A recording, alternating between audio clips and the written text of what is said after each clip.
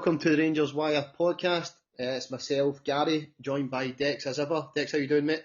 Yeah, good, Gary. Let's go. So we're here to preview the Europa League Conference playoff round between Rangers and FK Jablonec. Now, I'm not sure if that's how you say it. I've absolutely butchered it, no doubt.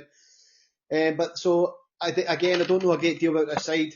Through minimal research, results this season, not in good form. So within the league, 3 wins from 3, scored 5, conceded 1. Quite a competitive league, to be fair. They're second place only behind Slavia on goal difference. But the more important stat I want to talk about is they've come through 2 conference qualifier rounds already. They played, the first qualifier was Varazadin, where they won 4-3 in aggregate. And I'm just going to break it down slightly because I think some of the information is going to be important for us. And then they came through a comfortable 4-1 win versus RFS. How do you feel about this tie, Dex? Are you confident? I feel a lot more confident after our last fixture, scoring 5 goals and getting through against St Mirren. I wouldn't say confident. If we can put that performance over the course of a few games, my confidence, just like Rangers' confidence, will build. But like you said, these are a tough team in a tough league. We've had a few ties for this league with Slavia and Sparta. I'm excited for it. I think it'll be quite an even match-up, to be honest. What's your thoughts? Yeah, well, I'm going to read out the style of play here first, from what I've gathered on the social media and through watching. I watched the both legs in the conference qualifiers. They're both rounds even. So they're described, and through what I've seen as well, as a compact, hard-working, aggressive Czech side. Kind of mid-block variations, high work rate, intense pressing. It's been basically, it sounds to me, it sounds like a familiar opponent to me. Somebody's going to dig in, they're going to lots of energy, and they don't want to concede goals. And I just want to caveat it by the stats from the last 2 away Europa Conference games, okay? I think it's quite important. So on average, they had 42% possession over both of them. They had 10 shots, and this is combined, and they had only 4 shots on target, scoring 4 goals. So quite an efficient team we need to be. What does that say to you for us, Dex? For me, it sounds like they're going to be a well-organised, compact team, potentially hard to break down. I don't think they'll concede too many goals. I potentially see this being a low-scoring tie. I think maybe 2-0 at home, and then maybe hold out for the draw. Then it's a 0-0 draw away from home, but we'll need to see what happens, obviously, because you can plan things on paper and it can go the complete opposite way. But I see it being a tough game and not a lot of goals. What about yourself? So, quite an important stat jumps out at me in the first conference qualifier. The team, Pardubis, so produced 22 shots with a 2.73 XG. Now, I know you can look too much into stats, right? But although we're saying they're a compact, hard-working side, but it sounds like they still concede chances. So it sounds like to me like a familiar opponent that we would face in Scotland. Now, normally I say that's a good thing, but right now we're not really doing it in Scotland. But I actually think this tie favours us, looking at that. Well, I hope you're right. We previously mentioned there the 4 shots and 4 goals. I don't like teams that are clinical because we always have a mistake in us somewhere. So I hope they don't pounce on that mistake if, or more likely when it comes, but time will tell. And I think as well, it's just quite important. So their strengths, so it sounds like they're a solidly sound defensive and organised unit. Few goals conceded lately, which is obviously good in the other half. But like you just said, they've been quite efficient at the other side. I think, what does that say for us? What's obviously looking at our weakness against their strength? How do we combat their strength?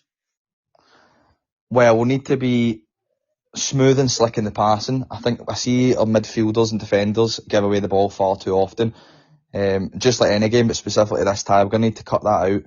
Not give away easy turnovers in possession and make our attacks count. Be clinical ourselves, which is a good time to do that, hopefully, with us scoring 5 the last game. But we really need to build on that because before that, we massively struggled to score goals in open play. I think it was was it 1 goal before that game? Was it Asgard in open play against Dundee United? I could be wrong, but that's how I remember it.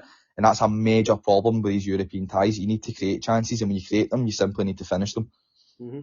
I think by comparing these 2 teams, I think we are far superior in terms of technical ability. So I think if they do decide to come sit in a kind of low mid block, which I expect, actually, I think I'm maybe taking too much confidence from the St Mirren game, but I think that'll play into our hands because we've seen against the Europa League third round playoff. We were getting caught in the counter. Although we had the ball, we just couldn't do anything with it. So I'm hoping that we've now turned a corner and we will do something with the ball now. But in terms of combating their strengths, I think it's massively important that we don't get caught in the counter like we did. We have previously this season in most of the games we've played. Yeah, definitely. It'll be interesting to see how McInnes sets up against these. Will he stick to the formation he did against St Mirren, or will he revert back to these two up front? What would you do personally? I'm glad you mentioned that, and I think will probably be in a similar chain of thought here. I think you've got to stay with the 4-3-3. It just worked. I just hope McInnes doesn't revert back to the 4-4-2. Not yet. I just don't feel it's worked this season, and I think playing with extra man in the midfield, I thought was a breath of fresh air the other day. And I don't see a reason for him changing it, especially with the fact that we've still got only 3 strikers. So I think he'll keep the same. Yeah, totally. I'd actually go the exact same lineup and formation as we did against St Mirren. It's a case if it's not broke, don't fix it. At what then? You need to go with it, because the performances before that were subpar at best. Yeah, that's what I was going to say. I was going to speak about the lineup.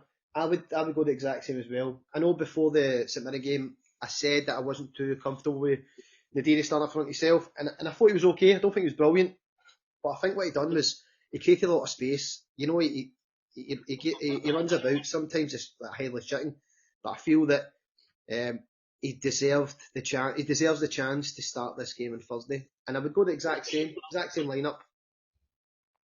Yeah, he's definitely deserved it. I was critical of that choice to start them, as I said, but he got his goal and his link-up play was good. So you need to reward that, really, and that's how you build a striker's confidence, is rewarding performances. Mm-hmm. And we spoke about their style there, and it's no surprise that their captain is a centre-back, and some of their key players are all defensive-minded players. So I think they've got players to play into that strength when they come to Ibrox. No, they'll relish coming to Ibrox, I think. However, we need to make sure that we have a strong start like we did against St Mirren and stop them growing into the game. Yeah, 100%. It needs to be a strong start. These are no mugs, and I've seen that they said they've been researching, watching footage, going over our weaknesses as well. So that shows what they're about. It shows they're ready, they're prepared for this tie. We need to match that and beyond. So I just want to ask you, Dex, if we were to win this game, where is it won? It's won. I say the midfield. I say every game's won in the midfield, but it's won by keeping possession. We can't be wasting possession, because when we waste possession, it leads to mistakes, which leads to goals. We need to be slick and fast in moving the ball, and then for me, the rest will sort itself out. If we keep the ball and utilise it correctly, the goals will come, and we shall do the job. Yeah, and I think the width, but if against a low block, you need width, and I think that's something that we have found wanting too many times last season. I think it's going to be a big night for the wingers, whoever starts, and I'm like to think it's Daisuke Yokota on. It starts again on one side, and then you're probably going to go with Gisama. His performances this season, as you alluded to last week, he's actually started well in his game against St Mirren there.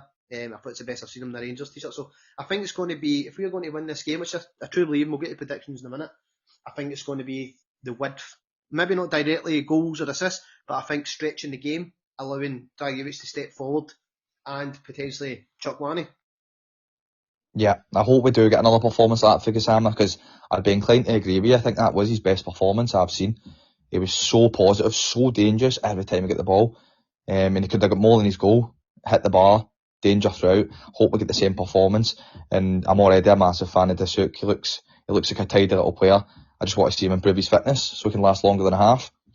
Yeah, same. And I like McInnes' words. He doesn't mix his words. He's a straight talker. He says what's the word for good in Japanese? And I think that was a true reflection. He did look really tired, and that's 2 games now. And I'm only saying that, I'm not a hater. I think he looks like a fantastic addition to the squad. I just want to see it more. I just want to see him play more. That's why I'm saying that. So for anybody who thinks I'm criticising him as a player, I'm not. I just want to see it more often. Yeah, totally. And with the wage you're on, you should be able to be playing more than a half. So I do hope he fixes that soon, because Rangers will play 3 games a week, almost every week. I mean, and I was going to compare him to, he's come in to Jason Penrice here in terms of match fitness. However, I do believe, and I've read that Penrice had a good pre-season with AEK Athens, whereas Daisuke maybe hasn't. So, he obviously deserves time to get up to match sharpness.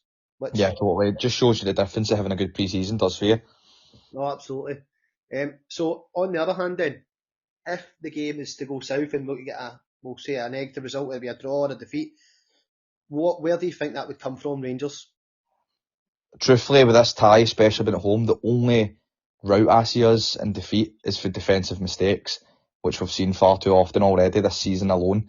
That's the only way I see us getting beat. I think the performance will be there. I think he will stick with that system, which will provide the performance, but I think if we get beat, it's defensive mistakes for someone, probably Fernandes. Yeah, I think I'll speak at two key things where this game can be lost for us. I think if we go with a 4-4-2 and it revert back to the performances of the previous games before submitting, and we won't get the goals and they'll grow into it. So I think that's key. The formation's key. And I also think the counter-attack / our defensive vulnerabilities, which are still there. I think that's the two key areas for me.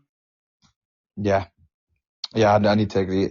I still hope we do shore up that defence a bit. I think we maybe could do another centre back, but we'll see. Still 3 positions away, I think, from having a good solid starting 11. That McCanya's come in and proved himself, though. He seems like a steady addition. Yeah, I think he's been comfortable. And apparently he's not played and never had a great pre-season because of the World Cup. So that's surprising. He looks like he's not even had a break. He looks like he's just been solid throughout. Yeah, so if anything, he can only get better. Yeah, totally. Which is quite funny and all, because I criticised the signing. I think I've just got PTSD from the MLS, to be honest. But he's come in and kind of hit the ground running. I mean, don't get me wrong, he's no blew us away with like 10 out of 10 performances, but defensively he's just kept it solid and he's had no blunders. And as I said previously, that's good for a Rangers defender, especially at the moment. Yep, and I believe Ben Godfrey is back training and he's in contention for next week. I seen that. I'm buzzing with that. I thought he was out longer than that. That could be a massive bonus. Yeah, same. And also, kind of breaking news from this morning, the last few hours, is Costa Nedeljkovic signing right back from Villa. Yeah, that's one I'm really happy with. We spoke about how it's a obligation to buy, but depending on appearances. I've not seen that too often in the transfer market, but I think for a team like us, it's such bad luck signing injured players. It's a very smart move. Yeah, I think it's good business. I think it's really good business because there's clearly potential there. There's a lot of excitement, and it's refreshing to see the losing players' fans. So Aston Villa fans, it is Aston Villa, not Aston Villa's fans. Not really got a bad word to say about the boy. Yeah, he's supposedly tall, athletic, he's strong, he's quick. He seems to have all the traits to perform in Scotland. I think it's more a case of keeping them fit. Yeah, exactly. And I think if you keep him fit and that obligation is paid, then I think you've got a cracking deal in your hands there with the sounds of what type of player is. I mean, it wasn't so long ago that Leipzig were willing to pay, was it €15 million? I believe it was, yeah. You know, so there's clearly something there. And it's a profile that we currently don't have at right back, kind of attacking fullback since obviously James Tavernier. Yeah, 100%. And I like the idea of having, you want 2 good players in every position. Penrith and Romans on the left, and then Sterling and this guy on the right. Doesn't sound too bad. So where does that leave McCrory? For me, it leaves McCrory as just backup. I still don't think he's good enough to be in and out of the squad as a starter. But maybe like backup, third choice right back, or potentially could see him covering for centre back. But right now I wouldn't be having him near that starting lineup as a right back. He's just not get the pace at the moment. He's not with it. Mm-hmm. Yeah, and I was actually going to touch on this because Sterling's fitness has obviously been an issue over the years at Rangers, and he's now, as of tomorrow, he's about to play his 3rd game in 10 days. So bring the right back in absolutely makes sense to me, and I actually believe that will change our plans for the centre backs now. I don't see us just keeping 3 right backs and signing more centre backs. I reckon, and I'd like to get your opinion on this, one of the right backs, whether it be McCrory or Sterling, will be the 4th choice centre back. What's your thoughts on that? Yeah, we can see it. Versatility is a big thing when we're signing players. You could potentially even say both of them. Like, I mean, look at Sterling throughout his full Rangers career. He's been very versatile. I think he's played everywhere except up front, to be honest. Up front and goals, played every position. So if you can move them about and then they play 2 positions, it kind of saves you from having to sign extra players. Sterling, we know for a fact he can play centre back, and McCrory's played there slightly less through his career, so it's just good to have players that can play different positions. It only helps. Absolutely, it's different profiles as well, isn't it? Different options. Yeah, massively. So what we'll do, Dex, is we'll jump into a prediction then. So with everything being said, we've spoken about the strengths, the weaknesses. So they're a kind of low mid-block side. They're efficient up front, but they're not exactly a like a kind of prominent attacking side. Their stats suggest that, but they are efficient. Like it says, their away performances, 4 shots, 4 goals, but with a low XG. So with that in mind, I actually think that Rangers are going to, we've turned a corner. I hope for the St Mirren game, we're going to click. And I think I'm going to go for a strong 3-0 win. Goal scorers, we'll go 3-0. I'll go Nadiri. I will go Penrice. And I think Big Chuck Wani. Right, I'm gonna slightly agree. I think there will be a clean sheet. I think law averages will due a clean sheet, but I think 2 goals, 2-0. The scorers being Nadiri and Daisuke. Yeah, brilliant. Yeah, so we'll wrap up there, Dex, and we'll look forward to doing a post-match, hopefully to discuss Rangers' convincing win. Yeah. Yeah, I hope it is, Gary. I'll speak to you then. Yeah, right, Dex. I'll speak to you there. Thank you. And guys, if you like the channel, please subscribe and like the video. It'll help us massively. Thanks very much.